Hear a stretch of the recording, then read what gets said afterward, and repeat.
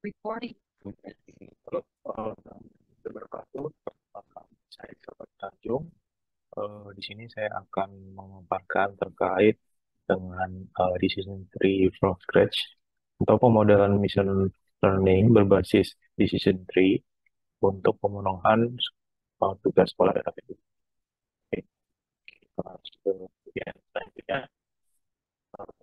Penerapan dari Sahabat Tanjung. Di sini saya sedang berjalan saya untuk belajar terkait data science. Saya adalah tipikal orang yang ingin berkembang dan ingin eh, terus menambah kemampuan saya. Saya sudah menyelesaikan beberapa course, di antaranya course dari data visualisasi, course statistik, introduction machine learning, machine learning process, dan lain sebagainya. Oke, mungkin kita langsung mulai saja. Ini merupakan elemen dari decision tree. Jadi saat kita melakukan pemodelan decision tree, pilih fitur mana yang melakukan pembagian data. Beberapa region seperti FVM. Yang membedakan adalah garis pembagi dari yang digunakan untuk membagi data tidak seperti SVM. Saat FVM membentuk garis beragam bentuk sesuai dengan model parameternya.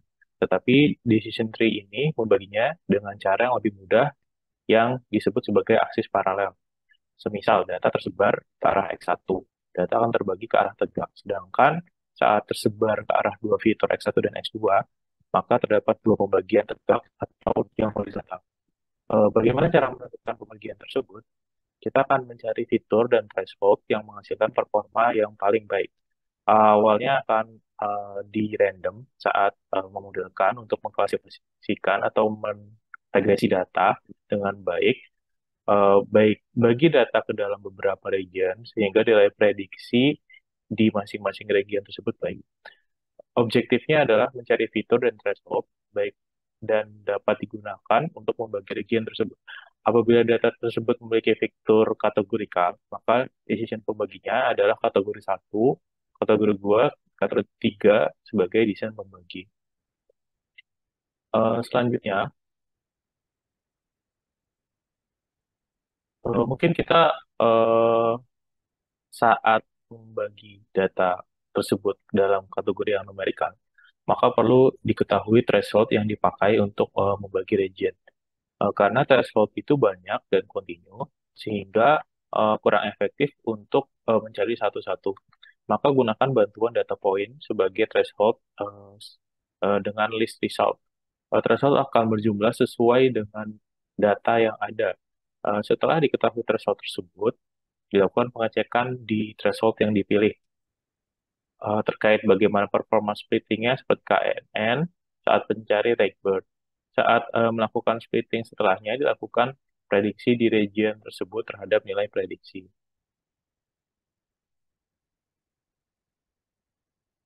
Next.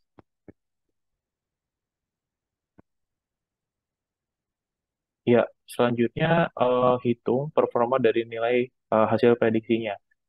Yang istilahnya di decision tree untuk membantu mengukur seberapa baik proses splitting adalah impurity dan information gain. Untuk impurity didefinisikan sebagai eh, seberapa tidak uniform atau seberapa acak datanya.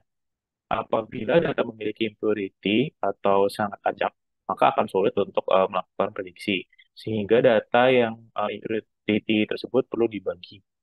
Tetapi apabila data tersebut pure atau homogen, maka data tersebut tidak perlu dibagi lagi dan dapat dilakukan prediksi. Kalau dilakukan perubahan dari kondisi impurity yang sulit untuk dilakukan prediksi menjadi pure saat melakukan splitting dapat beri pilihan untuk splitting berdasarkan fitur tertentu.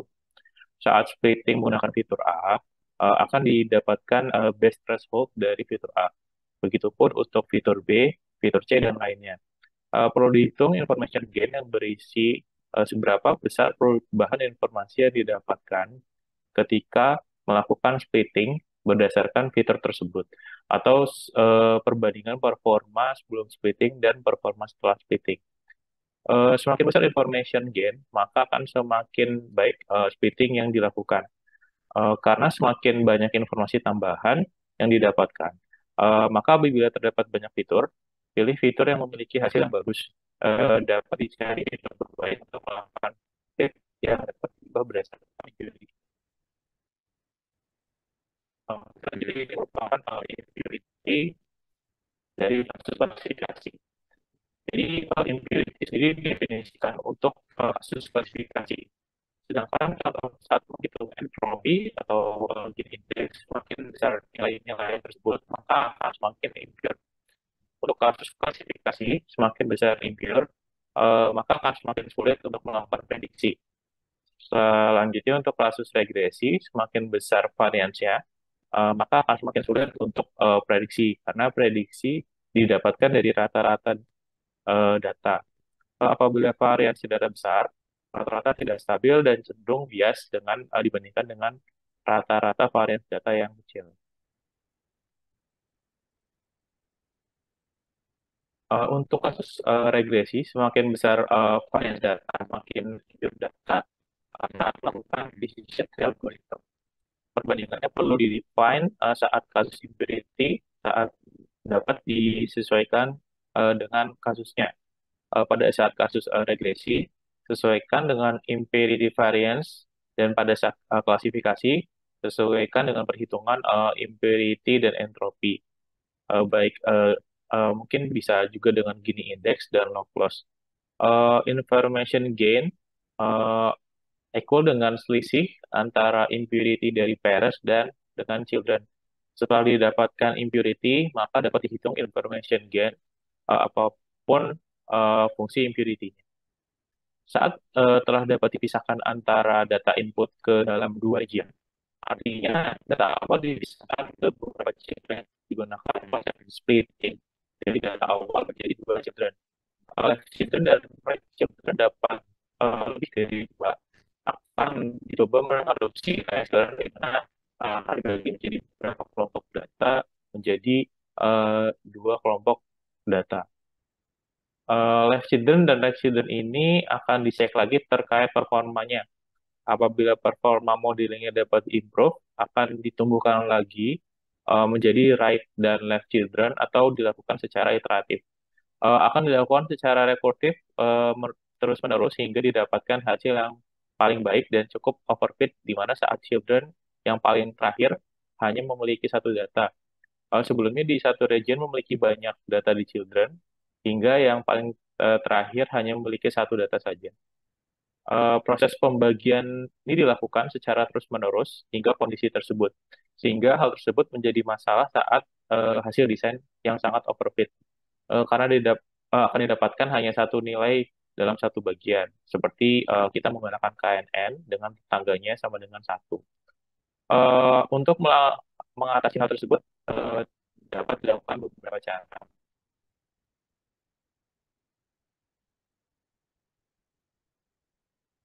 Jadi yang pertama adalah diatur beberapa parameter seperti kedalaman tree atau masjid. Saat melakukan rekursi terdapat banyak kedalaman tree. Misal perut paling atas dibagi dalam beberapa tree bagian. Dapat dibatasi dalam tree hanya menjadi dua kali pembagian, yang berarti pembagian tidak dilakukan terus-menerus. Yang kedua, dilakukan pembagian hingga terdapat hanya satu data di masing-masing region atau kondisi overfitting. Kasus ini seperti menghafal untuk mesin. Perlu digeneralkan proses hafalan tersebut menjadi proses belajar. Batasi jumlah minimal data, semisal tidak akan dilakukan pembagian kelompok data saat kelompok data tersebut jumlah datanya kurang dari 10 data, atau dilakukan pendefinisian terhadap batas jumlah data pada sampel leaf. Saat leaf atau node tersebut memiliki jumlah sampel data kurang dari nilai tersebut, maka tidak dilakukan pembagian dan dianggap node tersebut menjadi leaf. Lalu terdapat kondisi di mana masih memenuhi maksimum data pada sampel leaf. Tetapi saat melakukan pembagiannya ternyata tidak meningkatkan informasi saat yang signifikan. Dalam kasus tersebut, eh, tidak perlu melakukan pembagian karena saat melakukan pembagian hanya akan menambahkan kompleksitasnya tanpa menambahkan informasi. dapat dilakukan pembatasan parameter minimum apabila information gain tidak lebih besar dari nilai ambang sehingga tidak perlu melakukan pembagian lagi. Oke, selanjutnya cara selanjutnya yang bisa kita lakukan adalah kita bisa melakukan tree pruning. Analogi dari tree pruning pada kasus real life itu pohon yang kita punya yang memiliki cabang banyak dilakukan perapihan cabang dengan memangkasnya. Sebelumnya ditumbuhkan dulu pohon tersebut hingga kondisi yang overfit dengan kompleksitas pohon yang tinggi. Lalu dilakukan pemotongan cabang yang tidak memberikan penambahan performa yang baik.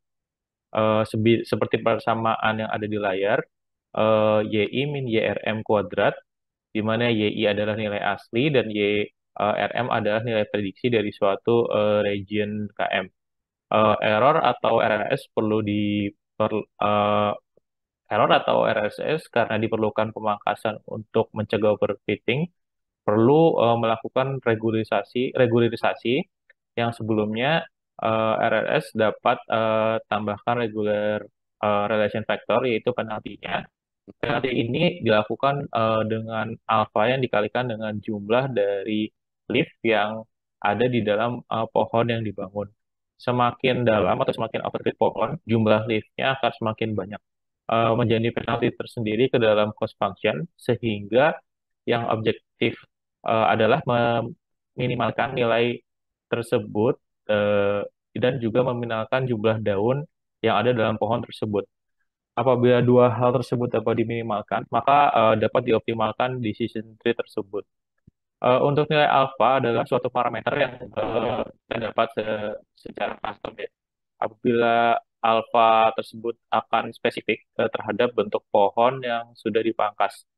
Namun umumnya dalam permodelan tidak sering digunakan tree pruning ini. Yang biasa dilakukan adalah membatasi nilai parameter lainnya atau saat menggunakan model assemble di mana ditumbuhkan pohon sebesar mungkin dan untuk hindari overfit dilakukan ensemble pada pohon tersebut sehingga konsep tersebut cukup mirip. Hal tersebut dapat menjadi parameter hiperparameter yang dapat dipilih. Untuk memodelkan decision tree, banyak kasus. Oke, untuk memodelkan decision tree, em, banyak kasus rekursif yang akan digunakan. Untuk struktur folder sendiri, dalam folder ML from scratch sebagai folder induk, lalu terdapat folder tree, dan di dalamnya terdapat beberapa file seperti init, classes, dan juga criterion. Nah, di dalam ini nanti akan mengandung fungsi-fungsi ya, yang nanti akan eh, menjadikan fungsi tersebut sebagai fungsi untuk memprediksi decision tree. Jadi kita pertama akan masuk ke bagian classes dulu. Untuk membuat classes sendiri, yang pertama kita perlu merepresentasikan kelas tree terlebih dahulu. Ya, sebentar. Oke, untuk melakukan inisialisasi dari tree. Nah, di sini bisa dilihat terdapat node yang berisi kumpulan data dan informasi seperti jumlah data, value data, empirical data, pemisah data ke children, right, dan left terdapat di setiap node. Nah, pada saat eh, data dipisahkan menjadi data kiri dan data kanan, ini sudah menyimpan informasi-informasi tersebut. Selanjutnya, inisialisasi hal tersebut sebagai objek untuk data kiri dan kanan, di mana hal tersebut dipakai untuk menyimpan pemisahan ya. Selanjutnya, tentukan fitur untuk melakukan splitnya. Lalu pada fitur tersebut, tentukan nilai dari threshold. Lalu value adalah nilai prediksinya saat memprediksi berdasarkan node tersebut. Definisikan juga impurity-nya, lalu dapat dilakukan pengecekan apakah terdapat left children dan right children. Saat di intermediate node, dapat dipastikan dia memiliki left dan right children. Namun saat berada di leaf node, tidak terdapat lagi left children dan right children. Variabel leaf ini bertujuan untuk mendefinisikan apakah node ini adalah leaf atau bukan. Hal tersebut adalah objek yang kita buat untuk menyimpan informasi tersebut. Nah, setelah kita mendefinisikan tadi tree-nya, kita lanjut untuk membuat base tree. Oke, saya scroll dulu. Nah, di sini base tree ini digunakan, base decision tree ini digunakan untuk menjadi dasar klasifier dan regressor, karena nanti yang membedakan antara keduanya adalah hanya cara menghitung entropi dan prediksinya. Lakukan inisialisasi kriteria untuk splitting, baik menggunakan entropi, log loss, dan gini untuk klasifikasi, dan untuk MSE kita bisa menggunakan regresi. Selanjutnya, definisikan parameter lain untuk memastikan agar dapat diatur parameter untuk mencegah overfit. Seperti ini ada minimal sampel, maksimal kedalaman, dan juga nilai alpha. Lalu mungkin kita bisa membuat dulu fungsi dari fittingnya. Oke. Nah, untuk proses pembuatan fitting ini, kita akan mengkonversi input dan outputnya, lalu kita akan mengekstrak eh, sampel dan fitur untuk mempermudah perhitungan. Lalu kita akan tumbuhkan pohonnya atau tumbuhkan tree-nya. Nah, fitting-nya akan menumbuhkan pohon secara maksimum. Lalu untuk menghindari overfit, kita bisa melakukan tree pruning atau pemotongan.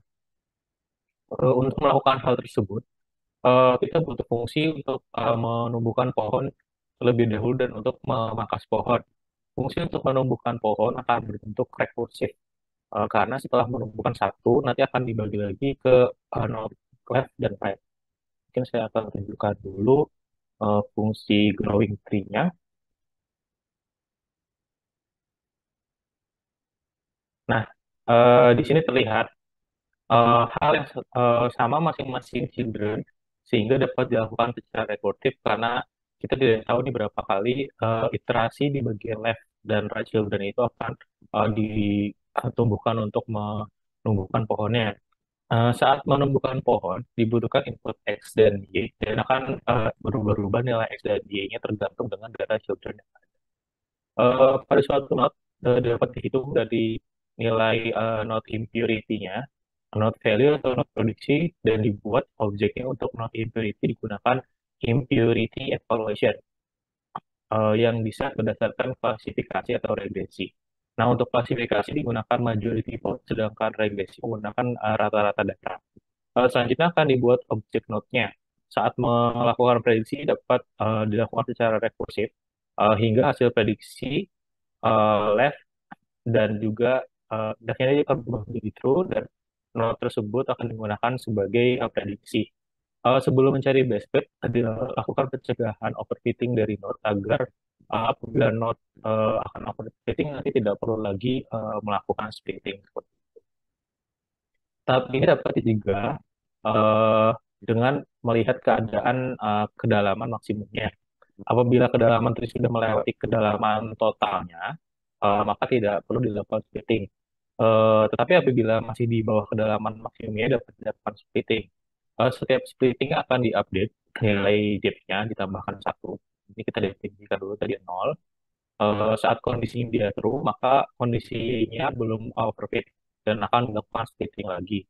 Yang pertama akan dilakukan adalah mencari nilai dari base splitnya atau splitnya ini.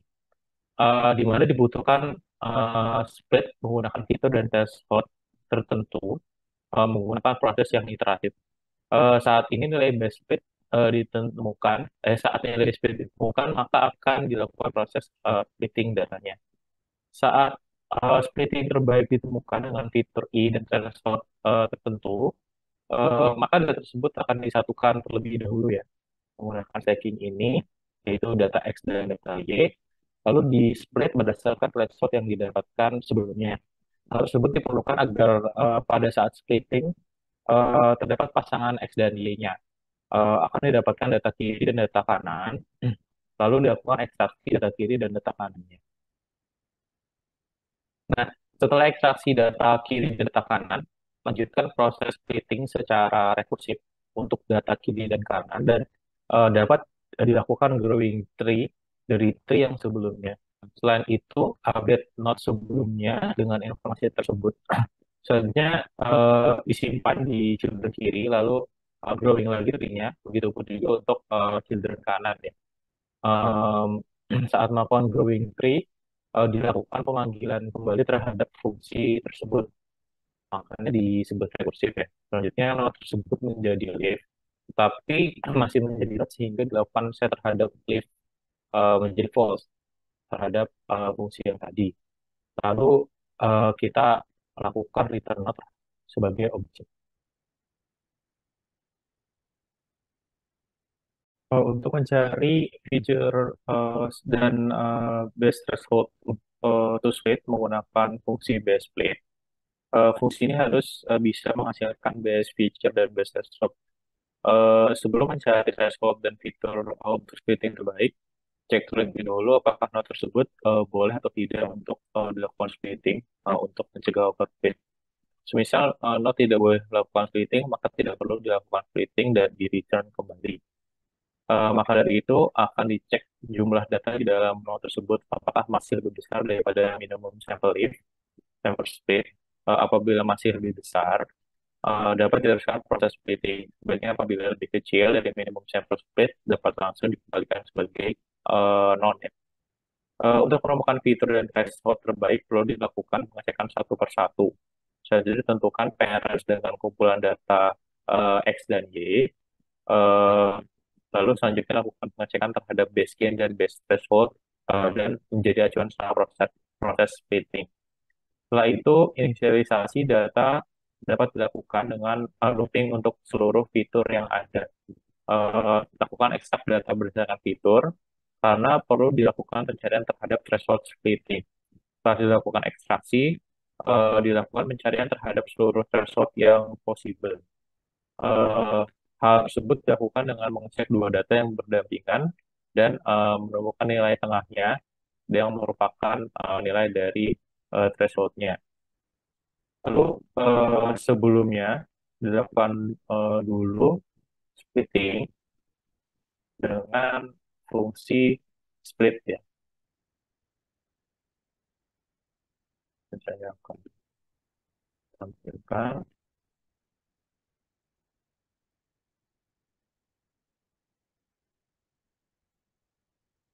Nah, dilakukan dulu sorting terhadap unique value dan kurangkan nanti data yang berdampingan untuk setiap indeks dari indeks satu sampai jumlah data yang yang dikurangi satu.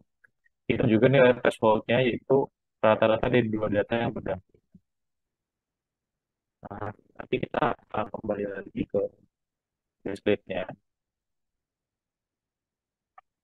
Nah, setelah itu kan kita dapat nilai dari threshold ya. Nah, setelah didapatkan nilai threshold, nanti dilakukan iterasi terhadap threshold, yaitu dilakukan iterasi per fitur dan juga per threshold karena dibandingkan performa dari satu fitur dan threshold lainnya. Lakukan iterasi untuk setiap threshold. Saat melakukan iterasi dari setiap threshold, artinya data parent dan data atau node terbagi menjadi children kiri dan children kanan, sehingga nanti dibutuhkan fungsi split data. Oke, kita masuk ke fungsi split data. Oke, saat melakukan splitting data, diperlukan data yang akan di-split, fitur dan thresholdnya. Setelah didapatkan tiga informasi ini, didapatkan kondisi yang true untuk data yang masuk ke bagian kiri, atau nilainya kurang dari threshold, threshold ya. Setelah selesai melakukan splitting, didapatkan data kiri dan data kanan, dan di mana nanti akan digunakan untuk menentukan performa dari splitting. Kita kembali lagi ke fungsi dari BS split.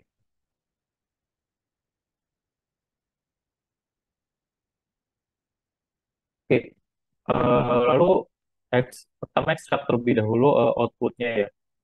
Karena performa adalah nilai dari perhitungan output. Ekstrak output tersebut terhadap data kiri dan data kanan. Lakukan pengecekan kondisi apakah data kiri atau data kanan itu sudah melebihi nilai dari minimum sampel sampel leaf-nya. Karena ada kemungkinan ternyata setelah melakukan pembagian data kiri dan kanan, ternyata datanya itu kurang dari nilai ini, sehingga tidak terpenuhi dan nanti akan overfit. Sehingga nanti ini perlu dilakukan defense seperti ini. Semisal hasil pembagian tersebut memenuhi minimum sampel leaf-nya, maka data akan dibagi. Sebaliknya, semisal tidak memenuhi, maka nanti akan datanya tidak akan dibagi. Selanjutnya hitung impurity decrease atau penurunan impurity.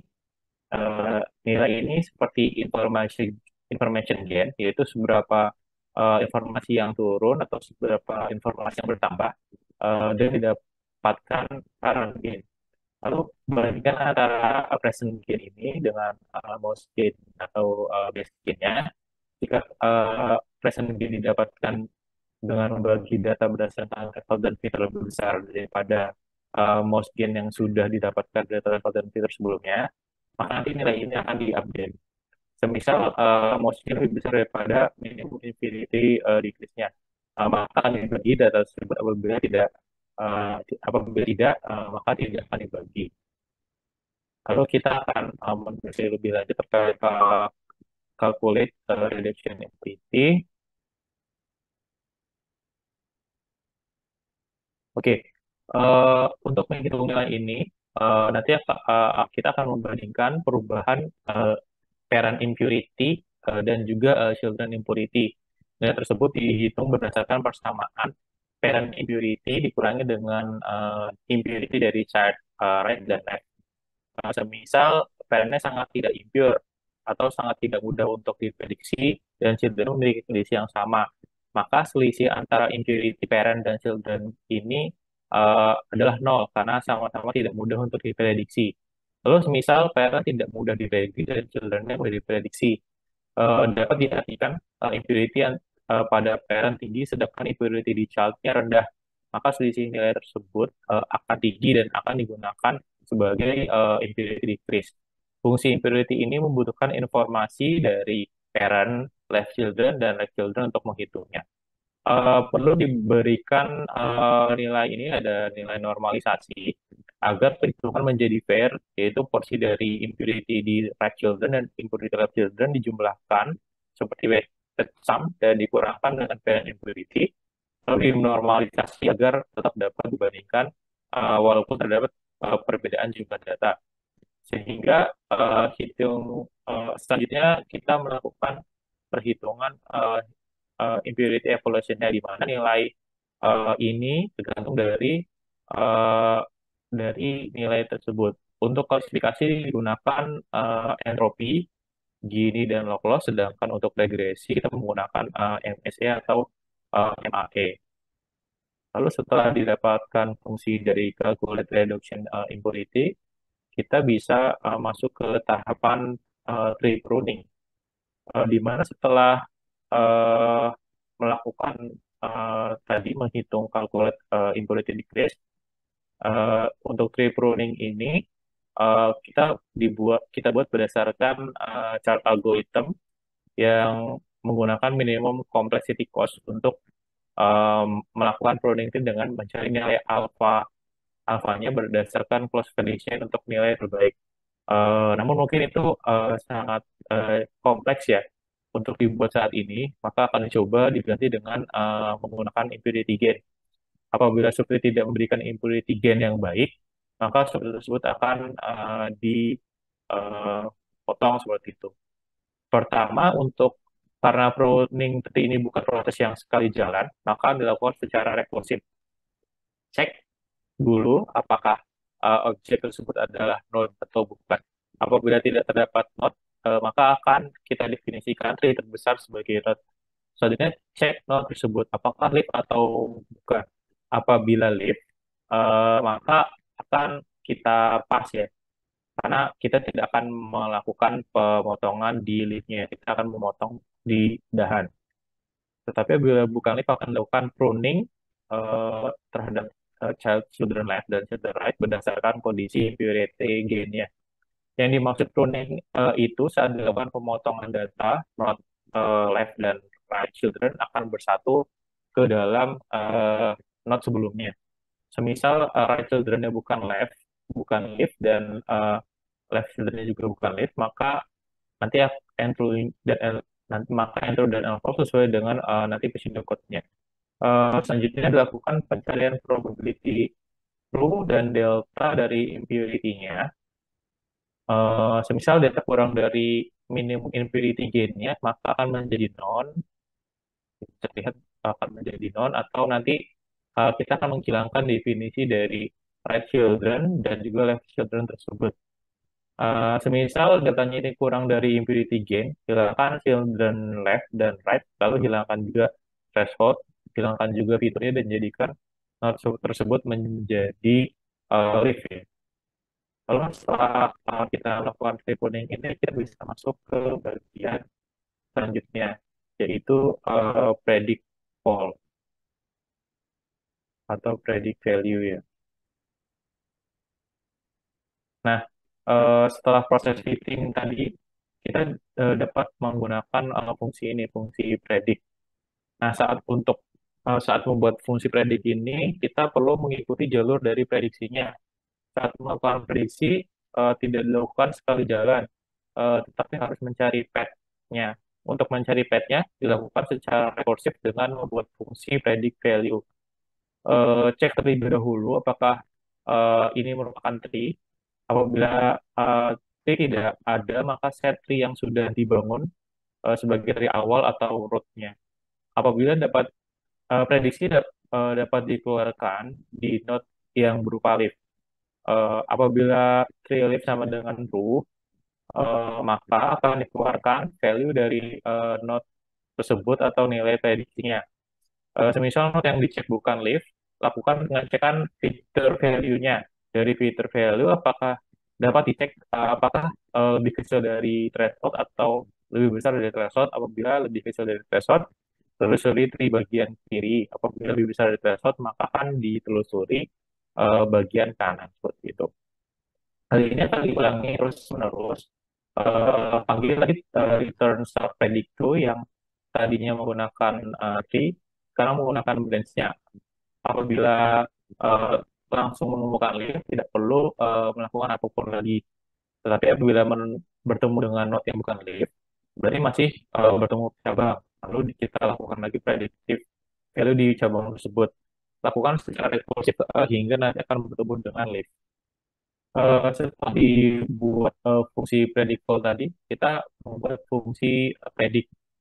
Nah, untuk fungsi predict ini merupakan fungsi yang membantu menduplikasi proses untuk prediksi banyak data. Karena fungsi yang dibuat sebelumnya dilakukan untuk memprediksi satu data, gunakan kita bisa melihat ini menggunakan disk comprehension untuk melakukan predict value untuk setiap sampel yang sampel data yang ada dalam untuk mendapatkan prediksi nilainya. Nah, setelah kita dapatkan tadi untuk fungsi dari decision tree base-nya, kita bisa membuat classifier-nya untuk decision tree classifier. Jadi, eh, dapat kita bisa membaginya tadi kan berdasarkan classifier dan regresi. Nah, untuk yang classifier ini kita langsung saja inherit dari base tadi, lalu kita inisialisasi atau kita define seperti decision tree menggunakan ini super ya. Set nilai kriteria menggunakan gini untuk defaultnya. Lakukan inherit class menggunakan super. Selanjutnya buat fungsi fitting.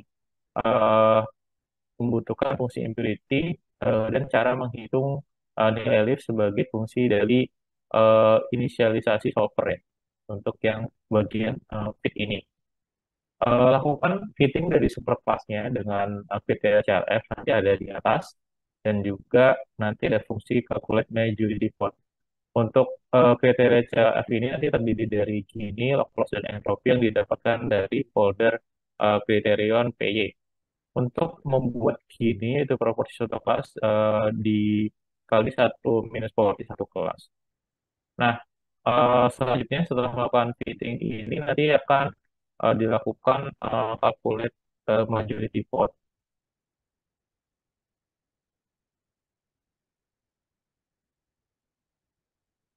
Oh, sebentar, mungkin saya buka dulu. Nah, ini untuk fungsi calculate majority vote. Nah, ini digunakan untuk memprediksi extract output value tapi cari berapa banyak value di sana dan hitung nanti cost-nya. Di mana majority vote adalah value yang paling sering keluar dan jadikan hal tersebut menjadi prediksi ya. Nah, mungkin seperti itu. Nanti setelah itu kita bisa menentukan kriterianya. Jadi tadi berdasarkan yang sudah dibahas tadi untuk kasus klasifikasi kita bagi menjadi tiga, yaitu ada Gini, log loss, dan juga entropi. Jadi di sini kita masukkan sesuai dengan perhitungan ini. Kita lakukan ekstraksi dulu terhadap kelasnya untuk yang gini, lalu melakukan kalkulasi proporsi dari observasi kelas K, dan nanti menghitung impurity dari node-nya. Dan nanti returnnya adalah impurity node. Lalu untuk log loss sendiri, kita melakukan ekstraksi dari kelasnya sama, dan kita lakukan proporsi ke observasi terhadap kelas, dan menghitung majority kelas pada node-nya, dan nanti akan mereturn terhadap impurity dari node-nya. Lalu untuk entropi, untuk tahapan awal juga sama, nanti yang membedakan adalah bagaimana menghitung impurity dari node-nya. Lalu untuk kasus regresi sendiri, kita bisa menggunakan MSE dan MAE. Untuk MSE sendiri, kita hitung dulu juga datanya berapa, lalu kita kurangkan nilai terhadap I rata-rata, lalu kita kuadratkan karena ini fungsi mean square error ya, ada pangkatnya, dan nanti kita jumlahkan total dan bagi kembali terhadap jumlah data tersebut. Kalau untuk MAE sendiri nanti tidak perlu dikuadratkan, tapi nanti hanya dimutlakan saja seperti itu. Oke, setelah didapatkan semua fungsinya, kita bisa mencoba untuk melakukan prediksi ya. Mungkin yang pertama untuk classifier dulu. Jadi untuk classifier sendiri kita import modul-modul yang dibutuhkan seperti uh, scikit-learn metric accuracy score ini untuk menghitung akurasi. Lalu kita import modul yang sudah kita buat tadi dengan ML from scratch.tree, import decision tree classifier, dan kita import juga pandas dan numpy. Kita menggunakan data dummy, yaitu data series color, yaitu digits. Kemudian kita import juga nanti model selection atau test split untuk membagi data menjadi data trend dan data test. Ini kita bagi untuk load digits-nya untuk data X dan data Y. Kita lakukan trend test split untuk fitur X, fitur Y dengan stratified sampling dengan test size-nya di 0,3 atau 30%. Lalu kita definisikan dulu nih untuk classifier fittingnya. Jadi untuk kita pertama kita bagi dulu untuk Gini, entropi, dan log loss. Jadi ini kita define dulu untuk masing-masing classifiernya. Lalu kita fitkan dan kita coba predik untuk nilai dari masing-masing classifier uh, berdasarkan kriterianya ya. Nah, didapatkan di sini untuk Gini dan log loss ini juga sudah cukup baik. Cuman ini mungkin terlihat sangat overfit ya untuk uh, nilai akurasi dari tradingnya di 0,98. Ini mungkin karena datanya memang sudah banyak digunakan, jadi ini sangat overfit.